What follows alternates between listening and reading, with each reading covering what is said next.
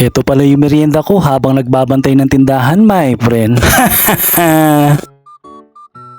What's up, my friend? Ngayon araw ay nagbabantay ako ng tindahan namin, my friend. Matagal-tagal na akong hindi nagbabantay simula nung nagkasakit ako, my friend. Kaya naka-headband ako, my friend, kasi medyo makapal na yung buhok natin, mahaba na, my friend. Magpapagupit na ako niyan, my friend. Pag ganitong oras tapos sobrang init sa labas, my friend, yung mga bumibili, my friend, nagpapahinga sa bahay, nagsisiesta pa. Ay sus! Chos lang.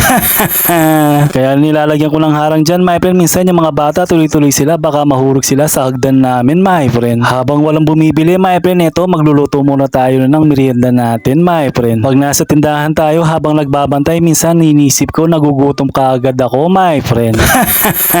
Nagpainit na ako kaagad ng mainit na tubig dyan, tapos nilagyan ko ng asin at saka mantika, my friend, tapos nilagay ko yung pasta na macaroni, tapos halu-haluin mo lang, my friend, para hindi dumikit sa ilalim, my friend. Habang pinapalambot ko pa yung macaroni, my friend, ito maghihiwa muna tayo ng ham. Hihiwain natin yan na maliliit, my friend, yan kasi yung pagsasawag natin sa macaroni natin, my friend. Pero kung may bacon kayo, my friend, pwede naman yun, my friend. Tapos yan, sinalangan natin sa kawali yung hiniwa na natin na ham, my friend. Yung tamang luto lang para magkulay brown yung ham, my friend. Yung lulutuin ko palang merienda, my friend, cheese macaroni, my friend. Pwedeng pwede sa mga bata na iluto ito para sa kanila, my friend. Pagkatapos kung mailuto yung hiniwa kong ham, my friend, ito yung gatas naman at saka yung cheese, my friend. Halu-haluin lang natin yan sa mahinang apoy, my friend, para hindi dumikit, my friend. Hindi pa nga ako kontento sa nilagay kong cheese, my friend, kaya nilagyan ko pa ng isa, my friend. Katulad na lang sa pagpili mo sa mga nililigawan mo, my friend, kung hindi ka kontento sa isa, sa iba na lang, my friend. Ay sus!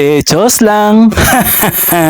Pag okay na yung niluluto natin na cheese sauce, my friend, ilalagay na natin yung pasta natin, my friend, na macaroni. Isasali lang natin ng ganyan, my friend, habang niluluto pa, my friend. Tapos para magkalasa, salt and pepper lang, my friend. Tapos walang katapusang paghahalo, my friend.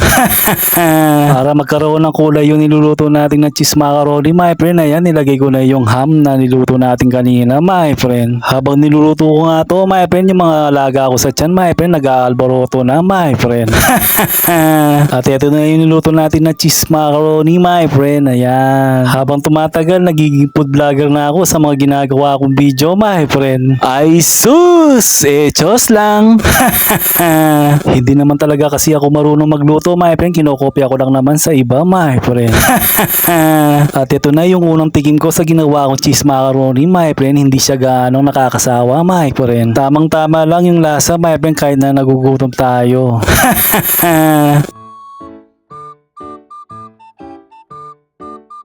Kaya sige na mga friends,